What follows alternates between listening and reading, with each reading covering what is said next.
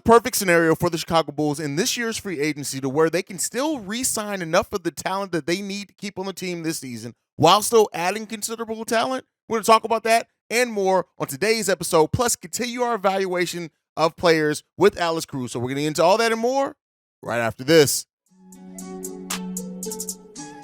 You are now tuned in to Chicago Bulls Central, your number one place for all Chicago Bulls news and content.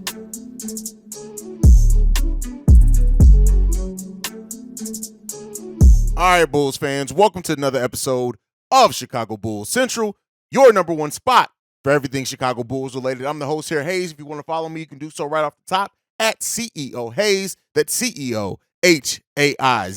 Now let's get into also follow the show, Bulls Central Pod. How can I forget that? That's the most important thing. If you're going to follow us anywhere, you want to follow us at Bulls Central Pod. But all right, let's get into it today. So yesterday's episode, we talked about how it could be difficult for the Chicago Bulls to really improve drastically this season, right?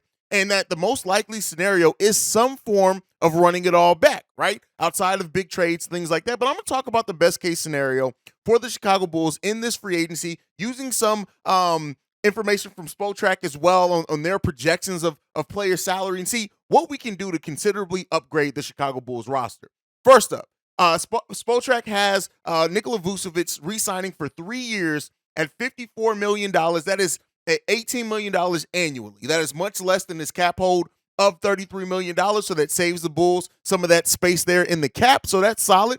They also have Coby White signing for 4 years, $56 million. That's $14 million annually. If you watch Locked on Bulls yesterday, it's right around kind of where we expect Coby White to sign at. Now, for me, I think Coby White's probably going to sign more like a 3-year deal to try to get back to free agency as quick as possible, but hey, if he signs that 4-year deal, 4 years, $14 million annually, of course, it wouldn't start off with that. It increases a little bit over time. And then re-signing Ayo Dosunmu for his qualifying offer. That's $5.2 million. What that means is that Ayo Dosunmu, rather than try to sign a long-term contract after his bad season last season, he signs or just takes the qualifying offer, bets on himself, and then goes into next year's free agency unrestricted.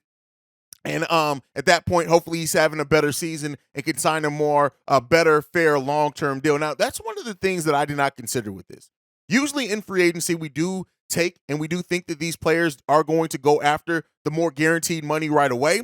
But a player like Ayo Dosunmu, who's had 2 years in the league, right, and even that qualifying offer is going to be such a substantial raise for him that he could very well take that qualifying offer with hoping that he's going to play better next season and then garner an even larger contract. Now, that could help the Bulls in a couple of ways. I told you guys before, when you sign players to shorter-term deals, it kind of, in a way, preserves salary cap because then at that point, that player is coming off the books again next season, so you get that money to try to spend again, right? Well, a little bit less because other players' contracts do increase over time, so that's something you could look out for there, right? And then looking at the contract of Vooch at 3 years, $54 million. I tell you what, if the Bulls can re-sign him, I know some Bulls fans aren't going to agree with that, but if they can re-sign him at that number, I consider that a pretty fair number. I look at all those numbers from Spotrac, and I like that those are fair numbers. Now, the reason why I'm focusing on those 3 players, because signing those players at that level of deal, it still allows you to use your $4.4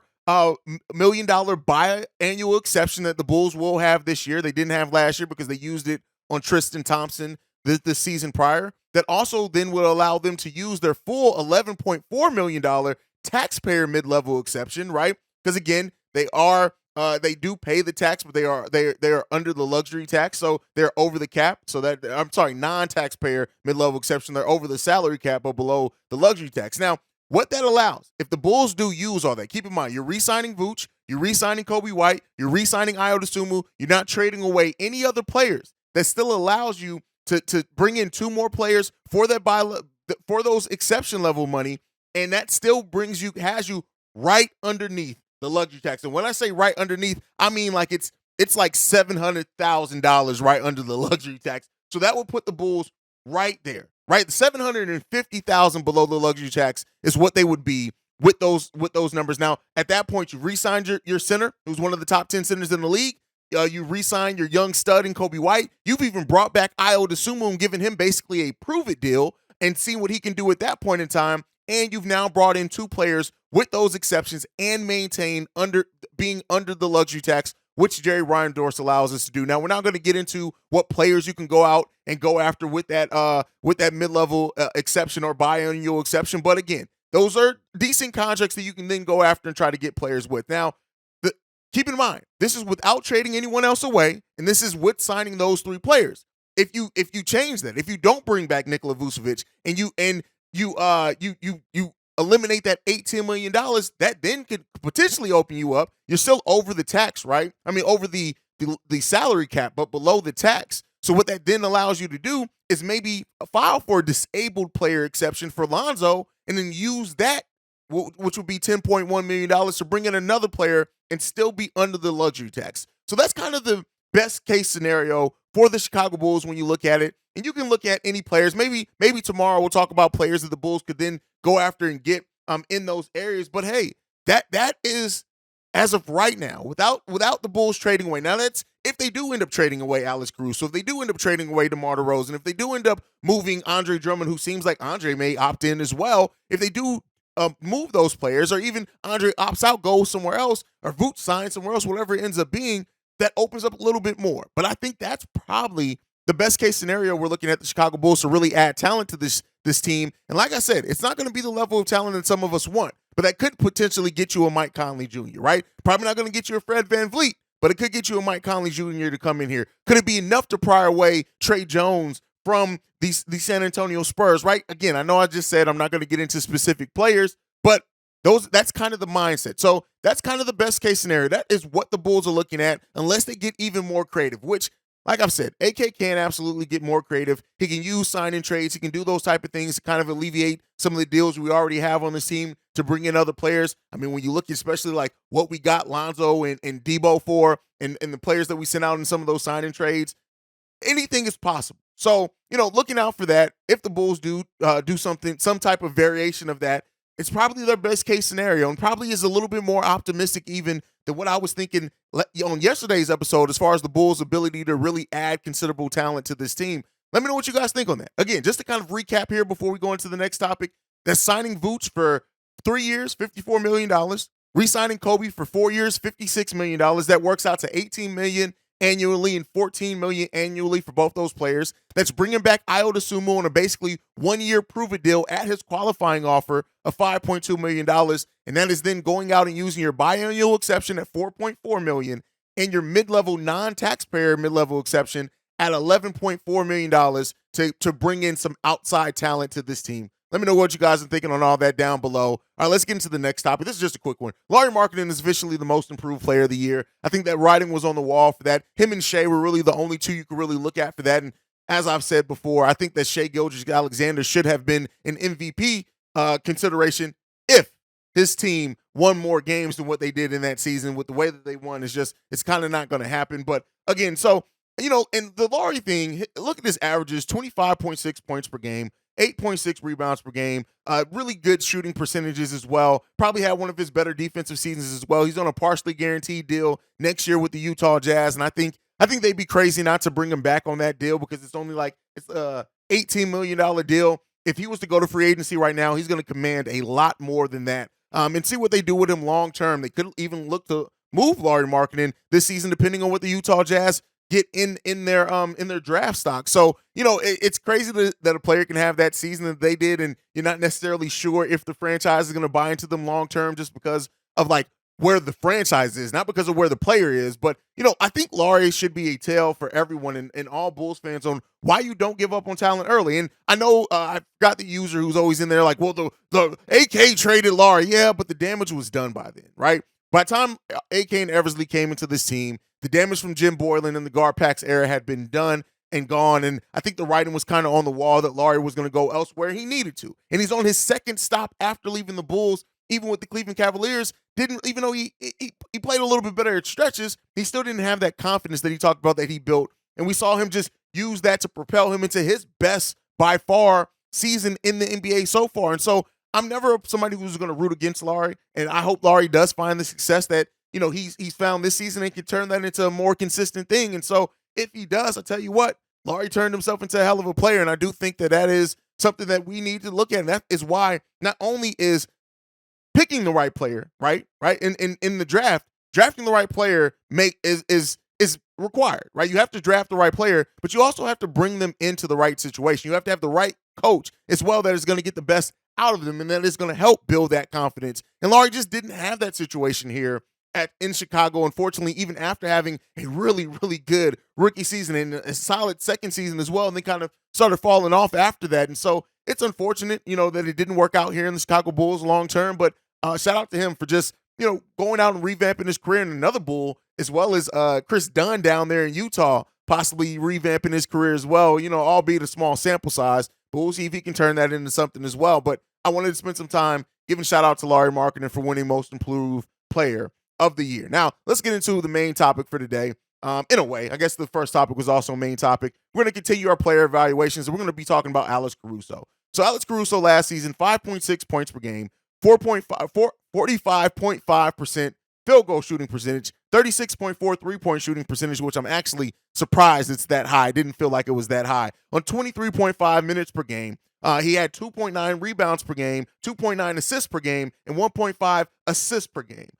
Overall, Alex Caruso's stat line does not really give you the value that he's had to this team. When you look at the plus minus, the on-off courts, yes, we are a much better defensive team and team overall when Alex Caruso's on the court. And I know a lot of Bulls fans ask the question of Alex Caruso's role. Why does he play so many minutes? Why does he do this? And a lot of those Bulls fans aren't fans that watch games because Alex Caruso, more times than not, makes his impact on the defensive end felt this game. After playing 41 games last season, he played 67 for the Bulls this season, which is the highest of his career. He was one of a few Bulls to actually play the highest number of games in their career. But again, in defensive rating of 109.3, which we've talked about before, anything sub 110, anything below 110, that starts putting you towards that elite category. He also had a true shooting percentage of 58.8 and a PER of 11.5 for my advanced stat nerds. What does that all mean for Alex Caruso? It's hard to judge Alex Caruso's season for a few different reasons, right? A, he played primarily out of position, right? Well, for a large part of the season, especially after the All-Star break, Alex Caruso was playing power forward for us, right? And so that's not the role that he was to play when he came into this team, and that's not even the best role suited for him. Also, because of our lack of shooting, he was forced to take more shots, and he's never been a volume shooter, right? That 36.4 free three-point percentage is his career average. He averages 36.5. He gave you what this front office signed him for. But was that enough? That's really the question you have to get to when you're talking about Alex Caruso and his impact. The missed shots, the mid wide open shots when we needed big buckets, that sucked, right? And that was terrible. And then even times defensively where he didn't give us what we needed defensively, you still have to look at it and be like, yeah, but he's guarding 6'10 guys as a 6'3 point guard, right? Or guard, because now he's not just a point guard. And so this is one of those situations where he's not going to get the best grade. He's not going to get a terrible grade either, because I do look at some of the faults and situations that he was put in were on head coach Billy Donovan. And that's just, you can't ignore that. And, shout out to Alex Caruso for stepping in and playing a role that is not his role at all, or his position at all, and doing it without complaining, without hesitation, with still trying to compete and give us all when he played that. And some nights he just got outworked. And I try not to judge a player by what they didn't give us if it's not in their skill set, right? So judging Alex Caruso for not being able to shoot is something that I battle with because he's never been a shooter. And that's not something that is his role. Now, that is something that you need on the basketball court, and it is something that we need on this team. But overall, that's never been Alex Caruso. And so asking him to do something that's not him and having to rely on that is something that you have to look at A.K. Eversley and Billy Donovan for putting him in that situation, the roster construction, and then how he's used in his role by head coach Billy Donovan, in my opinion. So, I try to be fair in these evaluations. I still think the highest that I can give Alex Caruso is a C-. He was so good defensively. And he was so important for some of our best defensive runs, our best defensive stances and stretches. Alex Caruso was important in that. Leading the league in deflections and things like that, and what he did. And at one point, it was him and Javonte Green and all that. You have to take that into consideration. Alex Caruso plays with heart. He can't stay healthy sometimes. He's going to miss a lot of shots for you, unfortunately. And those type of things are going to happen. And you still have to judge it, right? You still have to judge it based off the need of this team as well. So this was the situation in which I came in trying to evaluate what we needed from Alex Caruso versus what is his natural skill set, and then try to come up with something in between those two, right? And I think a C- grade is fair here. I honestly think if anybody else gives him a D, I can't ignore that. I really can't argue with you there. But you look at some of the Bulls' best lineups last season, right? Some of the lineups that had the best plus minus. Alex Caruso was in those lineups. When you put Alex Caruso at the 2 and DeMar DeRozan at the 4, the Bulls were plus 13.7. When you put Alex Caruso out there at the 4, it was bad. It was bad. It wasn't as good as what it was before. Now, when you have Alex Caruso at the 2 with Zach LaVine at the 3, that was that plus 13 lineup. And then when you have the lineup of Kobe White, Ayo Dosunmu, DeMar DeRozan, Patrick Williams, and Andre Drummond, they were plus 6, which surprisingly enough, that was crazy to see as well. But overall, what Alex Caruso did bring to this team, I still have to give him kudos for that. I still have to appreciate that. And I know some people are all for crapping on Alex Caruso. I can't personally do that because I try to evaluate the reasons why those things happen. But for me, Alex Caruso gets a C- grade for me. You guys can let me know down below what was your grade on Alex Caruso for this season. But that is it for today's episode of Chicago Bulls Central. Make sure you're following the show at Bulls Central Pod. You can send us any feedback, questions, comments, concerns, bullscentralpod@gmail.com. Lastly, if you want to leave a text message and or voicemail, the number to do so, 773-270-2799. We are the number one spot for everything Chicago Bulls related because of you guys. And like I like to end every episode on, go Bulls. See red if you can, y'all. I love you guys, man. Peace. This has been a presentation of the Break Media.